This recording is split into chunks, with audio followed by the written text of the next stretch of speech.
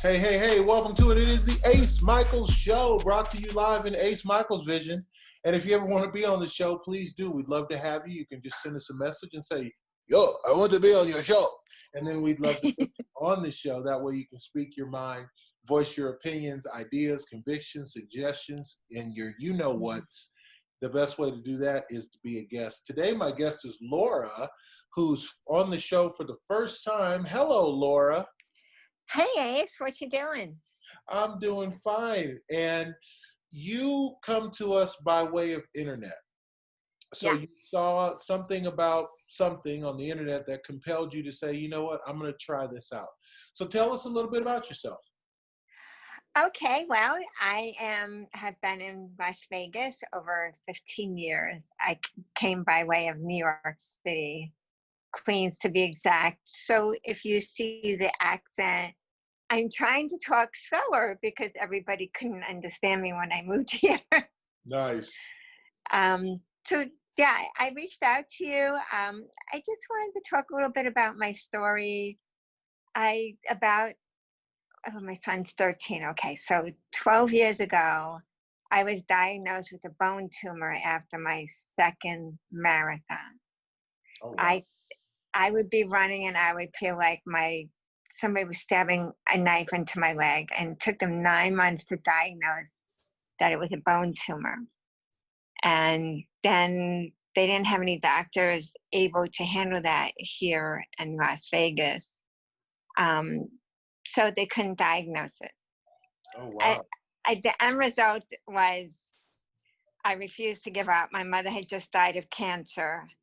I had a baby son that relied on me, and I had an 11-year-old daughter who relied on me. So I wasn't about to give up at that time. Mhm. Um, I just had a meltdown in the doctor's office. Finally, I got a doctor that listened to me. This is the seventh doctor that saw me, and he just opened my file and closed. He said, "We're not going to be treating you today." And that's after going through 7 months and all these kinds of treatments and everything like that.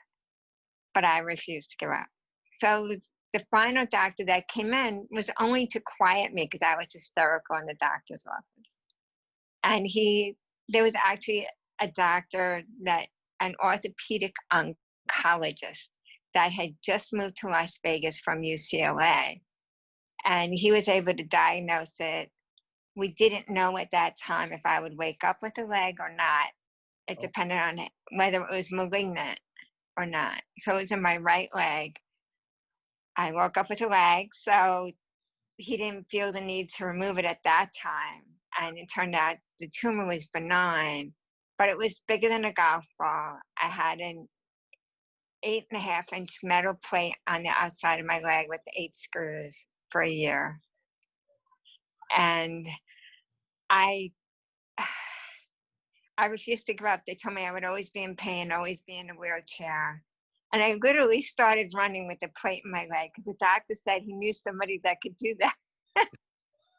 So my question was, can I damage it? He goes, not the plate. right, right. You're not going to damage the plate. so, and I wasn't going to break anything because the plate was a steel plate. And it was holding my femur together.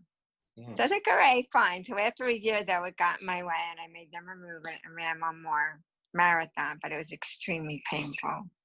Mm. And so I didn't like the way physical therapy was going. I made them release me, hired a trainer. And she said, well, I only work with competitors. And I'm like, no, I could do that. And what are we competing at? and she actually was a trainer for bodybuilders. So I started my path to bodybuilding. I went from 165 pounds to, on that first competition, maybe 115. And I fell in love with the process, the science. I'm just like a really smart person. So I fell in love with the science and rebuilding my body. And, yes, I do have painful days, but I was able to do that. And I went on to compete for about 5 years after that. Wow. Yeah, yeah.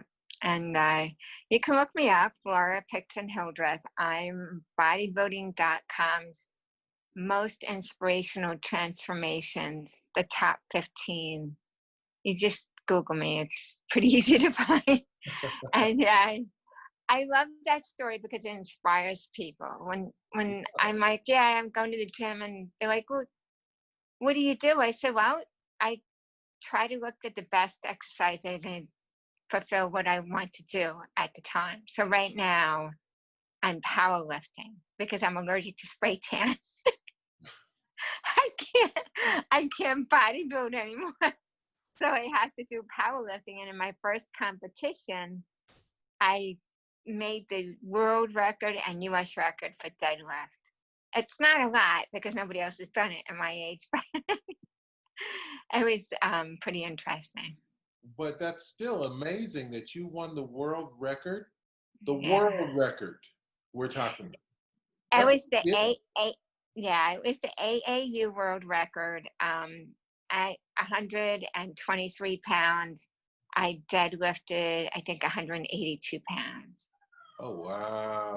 That's my first competition. I had only been doing it a couple of months, so it was pretty interesting. Wow. And so what would you say to someone who was just starting off that you wanted to give them a piece of advice to look forward to if they wanted to achieve these things that you've done, which are would be pretty amazing, but if they wanted to? The key is pick your program, find a trainer if you want to speed it along. They have the most knowledge. Find your trainer, research your trainers, and move forward. But you have to commit to it. Commitment is about what you do when nobody's looking. I have 2 kids. I've been at the gym at 3 a.m. I've been at the gym at 4 a.m. And it's not something that you say, oh, I just want to power lift and snap your fingers and it's done. It just doesn't work that way. It's just what you are committed to doing. Yeah. Wow. And what's in the future for you? How long would you continue this rigorous training, in your opinion? Well, okay, so another part of my story is 2 days before New Year's 2019. That's December 28th, December 29th, 2018. I woke up profoundly deaf. Oh, wow. I went to sleep and I could hear. I had always worn a hearing aid, but I was hearing pretty good. I also have a rare disease called mitochondrial disease that the doctors don't know how to treat. And they think that played into it, but I started losing my hearing even more. And 2 days before New Year's, I lost my hearing.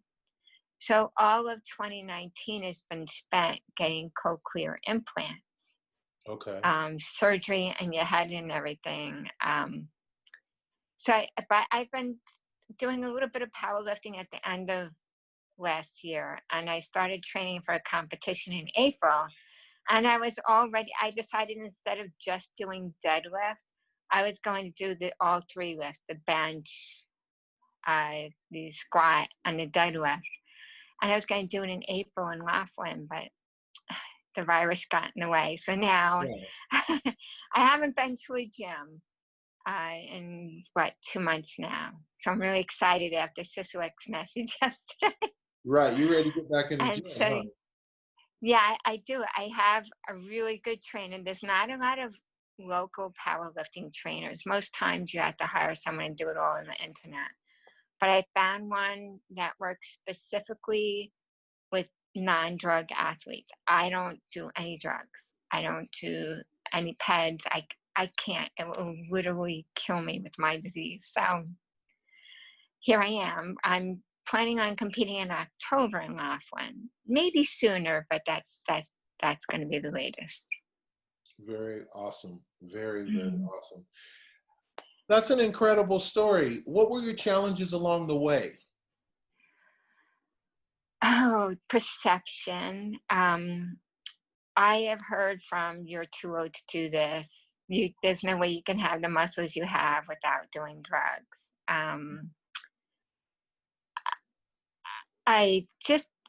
When you start along the path of doing something that most people don't do, it's a little bit lonely until you find your tribe. You just have to really be passionate about it. You have to decide that it's something that you want to do. I do have to say that my kids and my father are my number one fans.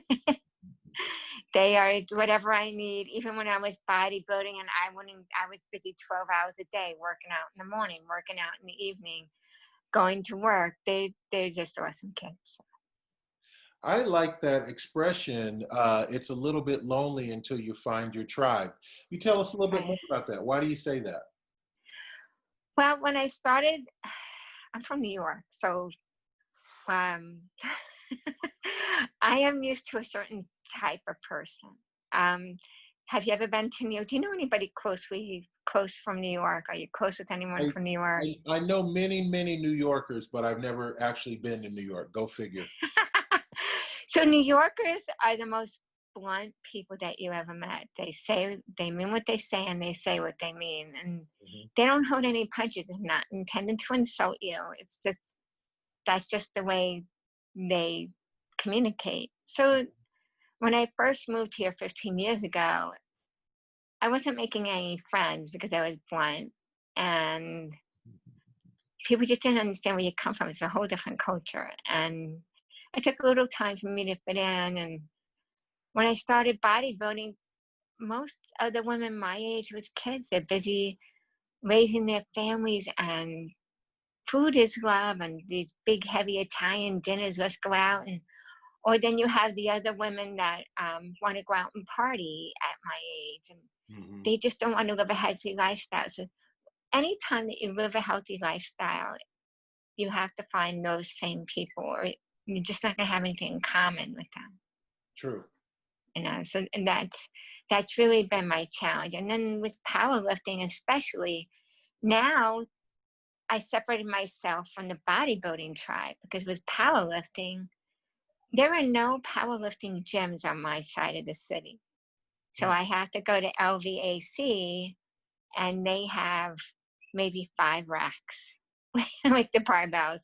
And I have to fight with the big guys for that. Right. So I'm there at 3 in the morning.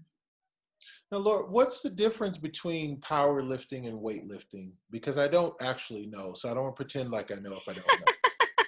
I had asked that too. So weightlifting is the Olympic weightlifting, where you do the clean and jerk. You lift the barbell and you lift it over your head and Okay. stuff like that.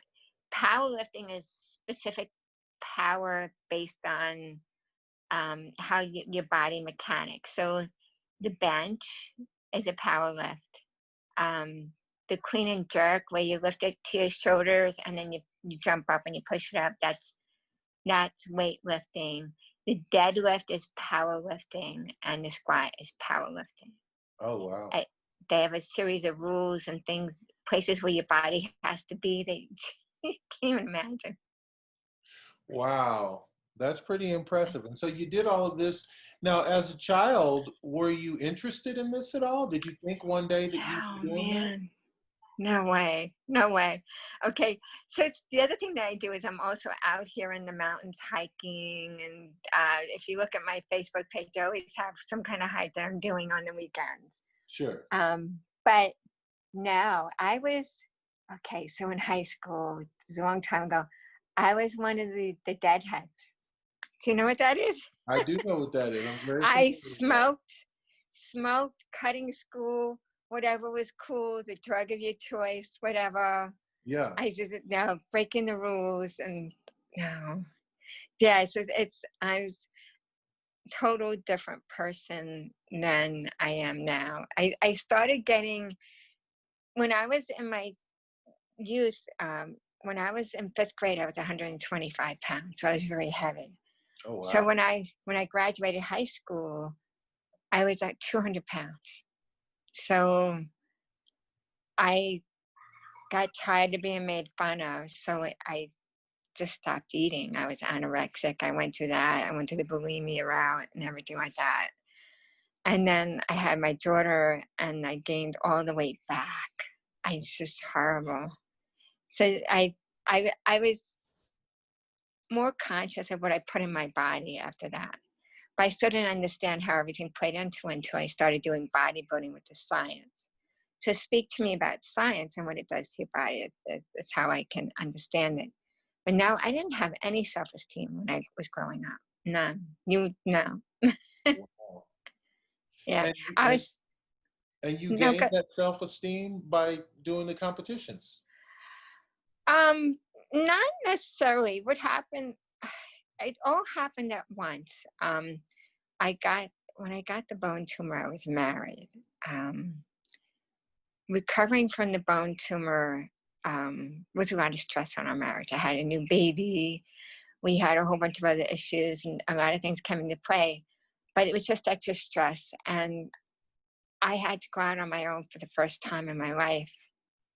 And I was in no way prepared to do that. So I would wake up each morning shaking in fear. I just didn't know what was going to happen. And I had to take control.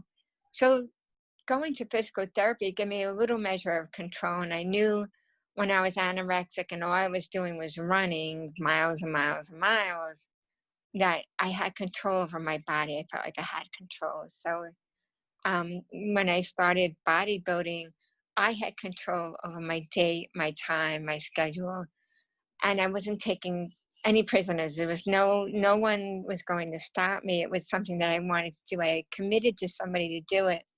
I never even occurred to me to say no. It's just not even an issue. Mm. Yeah, I like that. I like that a lot. So if we want to find you on social media now, where do we need to go to become fans of you? And stay You fans. can you can find me on Facebook, Laura Picton Hildreth. I'm also on bodybuilding.com. I'm on Fitness Laura Ann on Twitter. Instagram is Laura Ann LV. And that is what's up. Laura is a true inspirational story. I have taken a lot from this today, and I thank you for being a guest on the show. Hey, man, you know what I say at the end of every show, and I still mean it. It's been saying it for years. Still means the same way to me. Live the life you love. Love the life you live. Thanks for joining us on the Ace Michaels Show.